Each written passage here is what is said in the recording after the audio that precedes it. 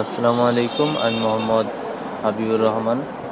তো একটি নতুন গাড়ি আনা হয়েছে, রানার বোল্ট 2021-এর মডেল, প্রথম মালিক স্মার্ট কার্ড। গাড়িটি মোটামুটি ফ্রেশ কন্ডিশনে আছে। প্রথম মালিক স্মার্ট কার্ড, অরিজিনালি 27,000 কিলোমিটার চলছে, খুবই ফ্রেশ কন্ডিশনে আছে। ব্লু কালার একটি গাড়ি, 165 সিসির রানার বোল্ট।